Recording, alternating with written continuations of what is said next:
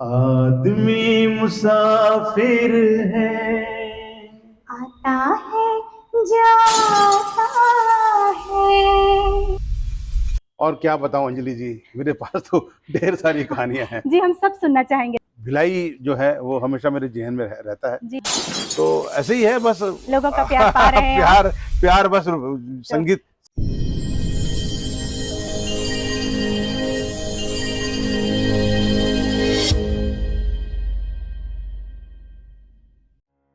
सभी दोस्तों को मेरा नमस्कार।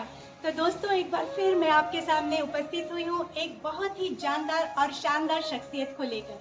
तो सबसे पहले मैं आप सबका शुक्रिया अदा करना चाहती हूँ। धीरे धीरे मेरे सब्सक्राइबर्स, मेरी फैमिली बहुत बढ़ती जा रही है। जिस दिन 10,000 मेरे सब्सक्राइबर हो गए थे उस दिन मैं चाहती थी कि आप सबसे मुलाकात करूँ, बातचीत करूँ, आपके सामने लाइव आऊँ, लेकिन संभव नहीं हो पाया किन्हीं कारणों से। बहुत जल्द मैं आपके सामने लाइव आने वाली हूँ और आप सबसे ढेर सारी बातें करने वाली हूँ, क्योंकि मेरे पास बहुत सारी बातें हैं आपसे करने के लिए, आपसे पूछने के लिए। ये पूछना चाहती हूँ कि आपको मेरी वीडियोस कैसे लगते हैं, मेरे गाने आपको कैसे लगते हैं। कमेंट्स बॉक्स में लिखकर ज़रूर बताइएगा, मुझे बेहद खुशी होगी। तो आज मैं आपको जिन शख्सियत से मिलवाने जा रही हूँ उनके बारे में अगर मैं ये कहूँ कि वो एक वर्सटाइल सिंगर हैं तो गलत नहीं होगा। उनकी आवाज़ में आप मुकेश जी के गाने सुन लीजिए, उनकी आवाज़ में आप रफ़ी जी के गाने सुन लीजिए, उनकी आवाज़ में आप किशोर जी के गाने सुन लीजिए। उन्होंने इतने सारे गाने इतनी बखूबी निभाए हैं कि उसका अंदाज़ा लगा पाना बहुत मुश्किल होगा कि वे स्वयं गा रहे हैं या रिकॉर्डिंग चल रही है। तो दोस्तों इसी के साथ इंतज़ार की घड़ियां खत्म हो चुकी हैं और हमारे बीच मौजूद हैं भिलाई शहर के, रायपुर शहर के सबसे ख्याति नाम सिंगर इकबाल सिंह ओबेरॉय जी, जिनको आपने महफिलों में गाते हुए सुना होगा। और मैं आपको उनके बारे में एक बात बता दूं कि जब वो गाना गाते हैं तो लोग झूमने लग जाते हैं, नाचने लग जाते हैं, पब्लिक भीड़ इतनी उमड़ जाती है कि आप उसका अंदाज़ा नहीं लगा सकते हैं। तो नमस्कार सर, नमस्कार बहुत अंजलि बहुत जी। स्वागत है आपका शख्सियत है छत्तीसगढ़ में। जी सर मैं ये जानना चाहती हूँ कि इतने वर्षों से जी जी आप भिलाई शहर में एक प्रोग्राम कर रहे हैं रफ़ी नाइट, जी जी जिसे इतनी भीड़ उमड़ उमड़ के देखती है, जी झूमती है आपके गानों पर। तो ये कैसे आपके मन में आया कि ये प्रोग्राम हमें शुरू करना चाहिए? दरअसल मैं शुरू से संगीत प्रेमी था। जी जी तो जब 1980 में उनका देहांत हो गया रफ़ी साहब का, जी तो जी मेरे मन में एक ख्याल था हम्म, कि उनकी याद को हमेशा चिरस्थायी बनाने के लिए जी कुछ ऐसा कुछ आयोजन किया जाए जिसमें बहुत सारे लोग जुड़े, संगीत प्रेमी जी और जी अच्छे अच्छे गायक जो भी हमारी प्रतिभाएं हैं जी उनको भी अच्छा एक मंच मिल जाए, जी। और अच्छे हमारे जो वाद्य कलाकार हैं उनको भी अच्छा एक मंच मिले, हाँ हाँ लोकल लोगों को प्रमोट करने के उद्देश्य से, और रफ़ी साहब की याद को हमेशा के लिए लोगों के जहन में बनाए रखने के लिए मेरा जी एक इरादा था। जी जी। तो मेरी कैसेट रिकॉर्डिंग की दुकान थी, उसका अच्छा नाम था कैसेट क्लब, अच्छा सेक्टर 2 में। अच्छा अच्छा। तो वहाँ पर बहुत सारे जो म्यूजिक से जुड़े हुए लोग, ऑर्केस्ट्रा से जुड़े हुए लोग, गायक, कुछ म्यूजिशियंस लोग आते थे रिकॉर्डिंग कराने के लिए जी जी पुराने गानों की मेरे जी पास में। तो मैं उनसे अक्सर जिक्र करता था कि मैं रफ़ी साहब का बहुत बड़ा फ़ैन हूँ, जी जी। उनके लिए कुछ करना चाहता हूँ उनकी याद में। हाँ हाँ तो बोले ठीक है, आप ओबेरॉय जी आप आगे बढ़िए, हम आपका पूरा सहयोग करेंगे। जी तो ऐसे कई लोगों ने फिर मुझे प्रोत्साहन दिया। जी जी। सेक्टर 2 ए मार्केट में मेरी दुकान थी, तो हाँ वहाँ फिर मैंने व्यापारी संगठन से बात की, तो उन लोगों ने कुछ मतलब कुछ सहयोग भी दिया, आर्थिक सहयोग स्पॉन्सर भी, हाँ किया, हाँ, जी कुछ जी जी। आर्थिक सहयोग भी दिया। हाँ हाँ। तो मैंने एक छोटे पैमाने पे मार्केट में ही एक प्रोग्राम करवाया। अच्छा। उसमें एक डार्क आइज ऑर्केस्ट्रा है रायपुर की, हाँ हाँ। एक राज भारती संगीत समिति है अच्छा। राजनांदगांव की, जी। उनके कुछ कलाकारों को मैंने बुलाया। अच्छा। तो अच्छा प्रोग्राम हुआ वो। जी जी जी जी। तो फिर उस वक़्त बीएसपी ने भी एक प्रोग्राम वहाँ रखवाया था, नेहरू हाउस ऑफ कल्चर में। अच्छा। तो वहाँ से जब लौट के लोग आ रहे थे तो फिर मेरे यहाँ भीड़ भी आ गई।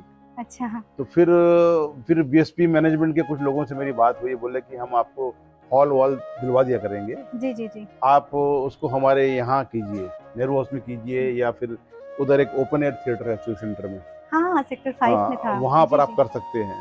हाँ। तो फिर मैंने बीएसपी के सहयोग से उसको नेहरू हाउस में करना शुरू किया। जी जी जी। पहला प्रोग्राम मेरा 1984 में सेक्टर 2 ए मार्केट में हुआ। अच्छा। फिर 1985 में मैंने इसको नेहरू हाउस ऑफ कल्चर में किया। जी जी। फिर 1-2 साल और मैंने वहीं पर ही किया। फिर मैंने बोला कि थोड़ा जगह थोड़ा कम पड़ती है, जी। तो ओपन एयर थिएटर में भी किया मैंने कई सालों तक। अरे। तो लेकिन वहां पर पानी वानी गिर जाता था, बारिश का मौसम रहता है। जी, जी, जी। तो फिर मैंने वापस उसको फिर दोबारा नेहरू हाउस में शिफ्ट कर दिया, अच्छा। और एक अपनी एक संस्था बनाई थी मैंने, इस्पात युवा मंच के नाम से। हाँ, हाँ।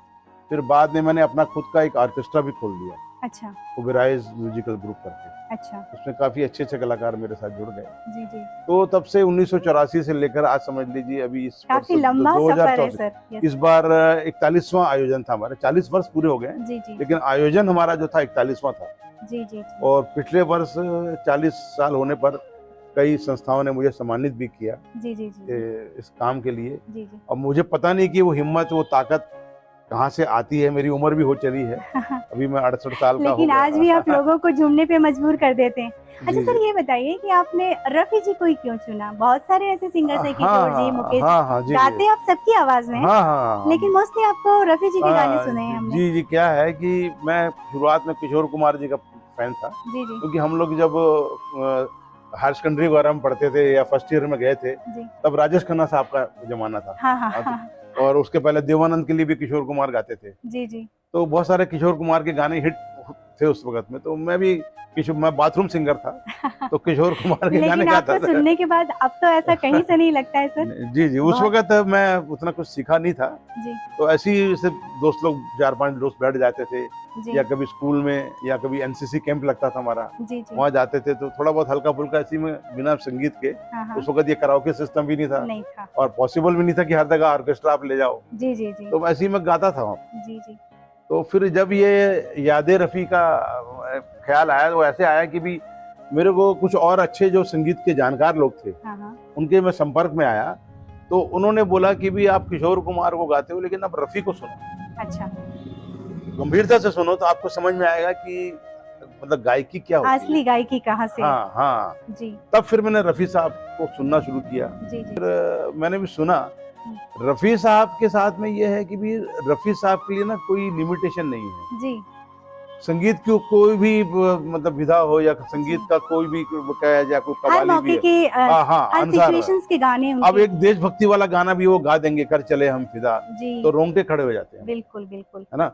वो कव्वाली गा देंगे, पर्दा है पर्दा, हाँ। तो लोग झूम जाते हैं, जी, जी, है जी। ना। कोई दर्द भरा नगमा सुना देंगे, जी, जी। है ना, याद न जाए बीते दिनों की, हाँ, हाँ, हाँ। तो वो एक दर्द का एहसास आपके बिल्कुल। जहन में हो जाता है। जी, जी। और जब वो कोई रोमांटिक गाने गाते हैं, मैं कहीं कभी न बन जाऊं तेरे प्यार में या कविता, जी। तो एक बड़ा आदमी एक रिलैक्स और रोमांटिक रोमांटिक मूड में आ जाता है। जी, जी, जी। और जब वो डुएट गाते हैं, चाहे वो लता जी के साथ में गाए, आशा जी के साथ भी गाए, जी। सुमन जी के साथ भी गाए, जी। और भी बहुत सारी पार्श्व गायिका हैं, जी। उनके साथ भी गाए, जी। तो वो अलग उनका अंदाज था। ओपिनियर के साथ में, आशा के साथ में जो डुएट है, जी। वो एक अलग उसमें आवाज सुनाई अलग पड़ेगी। माहौल के और गाने। लक्ष्मीकांत प्यारेलाल के साथ अब सुनेंगे, अभी हमने गाना गाया पत्ता पत्ता बूटा बूटा, जी। है ना, और आदमी मुसाफिर है, हाँ, हाँ। छुप गए सारे नजारे, वो हाँ, क्या हाँ। बात हो गई, बिल्कुल। उसमें ढोलक का ठेका होगा, हाँ। और अलग एक स्टाइल था। हाँ, पहले के म्यूजिक्स भी बहुत अच्छे होते हाँ, हैं, कुछ हुआ संगीत। सर, मैंने आपको इतने सारे प्रोग्राम्स में, इतने सारे शोज़ में, इतनी सारी महफ़िलों में जी, गाते हुए सुना है। एक चीज़ मुझे आपकी बेहद पसंद आती है, जो बिना देखे आप गाना गा लेते हैं। इतने सारे गाने आपको याद कैसे रहते हैं? दरअसल क्या होता है कि आप जो कोई भी गाना जो बनता है ना, जी। उसके पीछे एक भाव होता है, हाँ, हाँ। स्क्रिप्ट होती है, कहानी होती है। जी। वो डायरेक्टर बताता है गीतकार को कि ये स्क्रिप्ट है, ये हमारी थीम है, जी। तो ऐसा उसमें वो अपने को उस ऐसे इस भाव के साथ में वो कोई गाना लिखना है। जी, जी, जी। तो वो फिर उस गीतकार उस जहन में बैठाता है उस भाव को, जी, जी। ना, फिर मूड बनाता है, फिर उसको लिखता है। जी।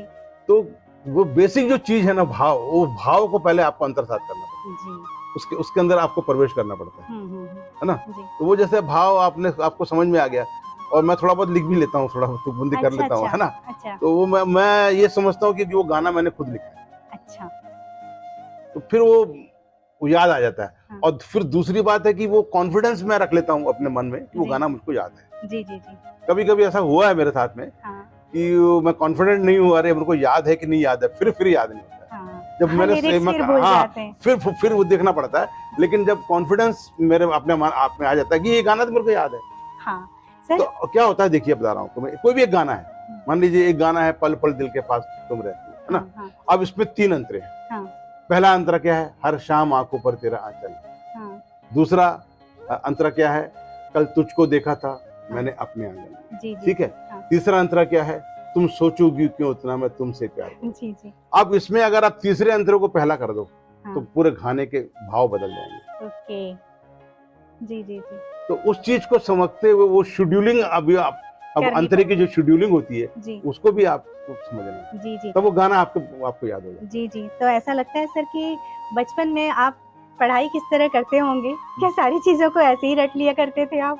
हाँ, बस वो एक के बाद एक क्रम बैठा लिए अपने दिमाग में। जी जी जी। एक चीज को एक के साथ जोड़ दो ना आप, हम्म। है ना। हाँ, तो हाँ। कोई रेफरेंस हो हाँ हाँ हाँ। तो वैसे जुड़ जाती है चीजें, फिर वो जी। वो जहन बढ़ जाती है। जी और उसको अगर आप घोटना चालू करोगे तो फिर कितना कितना घोटोगे आप। कितना घोटोगे। तो सर आपकी पैदाइश कहाँ की है? जी, मैं दरअसल हम लोग तो उधर पाकिस्तान से हमारे फादर और हमारे दादाजी हाँ। पाकिस्तान से रावलपिंडी के पास कोई गांव था, जी जी। वहां से इधर आए थे हम लोग माइग्रेट होके। हम्म। फिर मेरे मामा जी लोग जो हैं उन्होंने इधर ये महाराष्ट्र में पुलगांव करके एक जगह है, हाँ, वर्धा पुलगांव से। वर्धा डिस्ट्रिक्ट वर्धा में, डिस्ट्रिक्ट। वहाँ पर एमुनिशन डिपो वगैरह था आर्मी का, तो कुछ कैंटीन वैंटीन का काम उन्होंने चालू किया। तो मेरे फादर उस वक्त में बर्मा रंगून में थे, पोस्टेड थे, वो अच्छा। इंजीनियर थे। अच्छा अच्छा। तो इधर आए यहाँ पर, तो अपने ससुराल में, हम्म। तो मैं यहीं पैदा हुआ ओके। पुलगांव में। अच्छा। फिर मैं अपने नाना नानी, वो जो मामा मामी लोग थे उनके साथ ही रह गया, क्योंकि मेरा पासपोर्ट वहाँ जाने का बन नहीं पाया। अच्छा अच्छा। फिर कुछ दिनों बाद हमारे मामा लोग उन लोग वहाँ से पता चला यहाँ कारखाना खुल रहा है, अच्छा। स्टील प्लांट दुर्ग जिले में, है ना, बीएसपी। बीएसपी का। तो वो उधर से यहाँ आ गए, अच्छा। और आ गए तो हमारे पिताजी को भी बोल दिए कि भाई आप भी आ जाओ यहाँ पर, इंजीनियर हो हाँ हाँ। तो यहाँ आपको भी सर्विस मिल जाएगी। जी जी जी। तो पिताजी भी वहाँ रंगून से अपना नौकरी वोकरी छोड़ के इधर आ गए, वो भी अच्छा। उधर तो काम पढ़ाई किए। लिखाई सब आपकी यहीं भिलाई में हुई? बस सब पूरी स्कूलिंग जो है मेरी बाल मंदिर से लेकर है ना, कॉलेज। स्कूल तक, कैंप 2 प्राइमरी स्कूल है बीएसपी का, जी जी जी। वहाँ 5वीं तक पढ़ा। जी। फिर सेक्टर 1 में एक हायर सेकेंडरी स्कूल अभी बंद हो गया है वो, अच्छा। तो वहाँ मैं 11वीं तक पढ़ा। हाँ हाँ। फिर उसके बाद फिर मैं यहाँ से साइंस कॉलेज 1 साल पढ़ा। अच्छा। अब वो मेरा जो था इस संगीत में और कुछ समाज सेवा में ज़्यादा ध्यान रखता था, जी जी तो जी। साइंस फिर मेरे को लगा कि बहुत हार्ड है। जी। फर्स्ट ईयर में मैं फेल हो गया वहाँ पर, ओह। बीएससी फर्स्ट ईयर में। हम्म। तो फिर मुझे पता चला कि यहाँ पर कल्याण कॉलेज में हाँ। कॉमर्स वगैरह है, तो फिर मैं वहाँ से फिर अच्छा सर, एक बात बताइए, जनरली ऐसा होता है घर में कि हमारा इंटरेस्ट कुछ और होता है और हाँ। माता पिता हमारे ऊपर थोपते कुछ और है। आपके साथ भी ऐसा हुआ? हाँ, या संगीत सीखने के लिए या गाने के लिए आपको मना किया गया कभी? नहीं ऐसा नहीं, घर में ये तो आज़ादी थी कि भी आप घर में सुनो। मैं तो रिकॉर्ड प्लेयर रखा हुआ था, रिकॉर्ड सब कलेक्शन करता था, जी जी ऐसा कोई मना ही नहीं करते थे। जी। लेकिन मेरे को भी नहीं पता था कि भी मैं इतना अच्छा गा पाऊंगा या गा सकता हूँ। हाँ हाँ।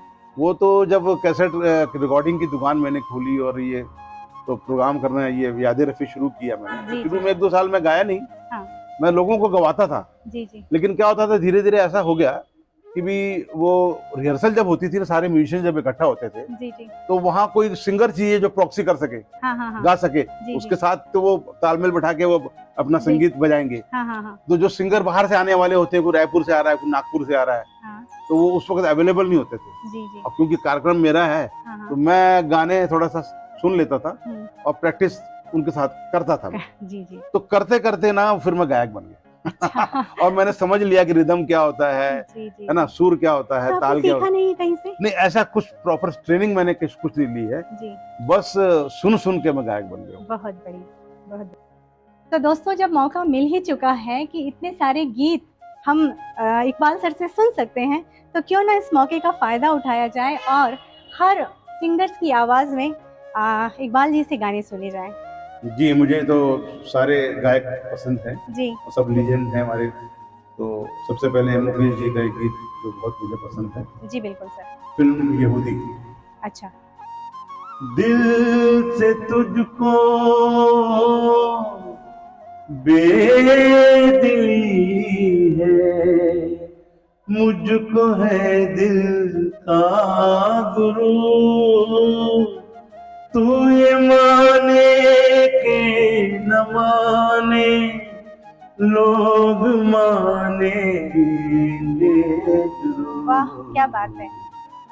नेक्स्ट। नेक्स्ट आपको मैं सुनाता हूँ, वो हेमंत कुमार जी का था ना, तो थोड़ा आप भी साथ में सुनिए। जी बिल्कुल, आप तो जरूर। बहुत अच्छा गाती हैं। हाँ। जी जी। ए नयन दरे अरे वाह, क्या बात है। दरे, ए जान भरे भरे, जरा पीने दो।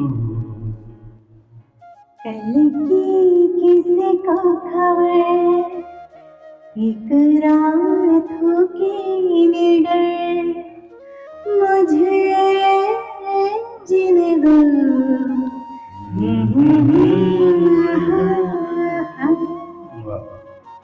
जी। तो हमारी जब इकबाल जी से बातचीत चल रही थी तो उस दौरान आपने मुझे एक बात बताई जी जी जी कि जी। ये जो इतनी सारी पेंटिंग्स बनी हुई है, हाँ हाँ ये सर आपके शायद पिताश्री ने बनाई हाँ। हुई जी है। जी जी जी तो जी। इसके बारे में कुछ बताइए। जी, उन्हें बहुत शौक था, वो बहुत बड़े आर्टिस्ट थे, हम्म। लेकिन वो कम उम्र में ही चले गए। वो ओह। 32 साल के भी नहीं थे ओह। कि उनका निधन हो गया, भिलाई में ही। जी जी। और वो उधर जब पंजाब में रहे वहाँ पर हम्म। काफ़ी सालों तक, हम्म। तो वहाँ पर वो जब भी उनको फुर्सत मिलती थी, हम्म। तो ये यहाँ पर आप देख रहे हैं बहुत सारे ये स्केच उन्होंने बनाए हुए जी हैं। जी जी जी। राज कपूर साहब का है, हाँ हाँ। और वो मीना कुमारी जी दिख रही है मीना, मुझे। ये निम्मी है। ये निम्मी जी जी है हाँ, वो सुरैया जी हैं। अच्छा। वो जो गायिका भी थी, वो हीरोइन हाँ भी थी, हाँ हाँ हाँ। है ना।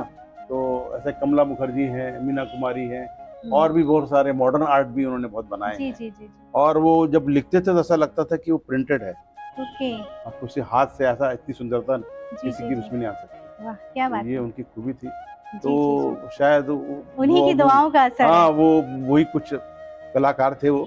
जी तो जी। कुछ कला हमें भी आ गई। नहीं नहीं। वो उस वक़्त फ़िल्मों के बहुत शौकीन थे। वो जब फ़िल्म पहला शो देखने जाते थे, मैंने सुना। जी जी। और देखने के बाद में वो डायरी लिखते थे। अच्छा। उस फ़िल्म के बारे में कुछ ख़ास बात जी उसका ज़िक्र होता था। जी और जी। वहीदा रहमान उनकी बड़ी फ़ेवरेट हीरोइन हुआ करती ओके। थी। जी, जी। जी जी। तो सर आप भिलाई की जनता से तो इतना सारा प्यार पा जी, जी। रहे हैं, मैंने जी। देखा है। भिलाई के अलावा और कौन-कौन से ऐसे शहर हैं जी, जहाँ पे आपने। वर्तमान में ना मैं रायपुर में रह रहा हूँ, 25 साल से रायपुर में हूँ। जी जी। लेकिन वो भिलाई जो है वो हमेशा मेरे ज़हन में रहता है। जी जी जी। इसलिए जो 31 जुलाई का जो शो होता है, हाँ कपिल हाँ। साहब की पुण्यतिथि पर, जी उसे मैं भिलाई में ही करता हूँ। जी। उसके बाद फिर मतलब कभी 10 अगस्त को, कभी 12 अगस्त को, शनिवार को अच्छा रायपुर में रिपीट करता हूँ, वही सेम शो अच्छा यादें रफ़ी। अच्छा अच्छा। और इसके अलावा अब ऐसा है कि जब भी कहीं लोग मुझे सुनते हैं, जी तो लोगों को कुछ मेरा एक अंदाज़े बयाँ अलग है बाकी लोगों से। जी जी। गाते सभी लोग हैं, मेरे हाँ। से भी अच्छा कोई लोग गाते होंगे, जी।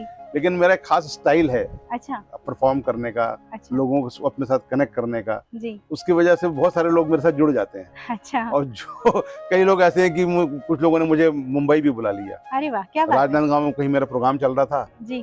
तो उसके कुछ रिश्तेदार आए थे, उनको इतना अच्छा लगा, मुंबई बुला लिया। अरे वाह। तो मैं वहाँ भी काम करके आया। जी जी फिर किसी ने मुझे दिल्ली बुला लिया, जी जी। वहाँ भी गया। फिर किसी ने मुझे राजस्थान बुला लिया, जयपुर, हाँ हाँ वहाँ भी गया मैं। फिर एक माउंट आबू करके जगह है जहाँ पर ब्रह्मा कुमारी लोगों का आश्रम है, हाँ हाँ हाँ हाँ। वो यस। वो लोग वहाँ घूमने जाते हैं, जी वहाँ पर भी लोगों ने मुझे बुलाया। फिर इधर भोपाल भी होके आया मैं, जी एक जी। इटारसी करके है भोपाल के पास, हाँ वहाँ हाँ। भी गया हूँ, जबलपुर भी गया हूँ, अच्छा इंदौर भी गया हूँ। अच्छा। एक निर्मल बाबा करके हैं, वो भी, उनका भी ऐसे समागम वगैरह होते रहते हैं। जी जी तो वहाँ भजन गाने के लिए भी मुझे उन्होंने रायपुर में भी बुलाया था, जी और मुझे अपनी टीम के साथ में मैं इंदौर भी गया था। जी जी जी। तो उड़ीसा बहुत जगह गया हूँ, यूपी के भी कुछ शहरों में मैंने अटेंड किया हूँ, अच्छा। महाराष्ट्र में नागपुर वगैरह गया हूँ। जी जी। फिर वो केंद्रीय नागरिक उड्डयन मंत्री थे उस जमाने में, प्रफुल्ल पटेल जी, अच्छा वो भंडारा के हैं वो। अच्छा अच्छा तो उन्होंने भंडारा मुझे बुलाया, अच्छा गोंदिया में भी बुलाया। अच्छा। और एक बार ऐसा हुआ कि नए साल में वहाँ पर गांधी उद्यान है सीएम बंगले के बगल में, अच्छा।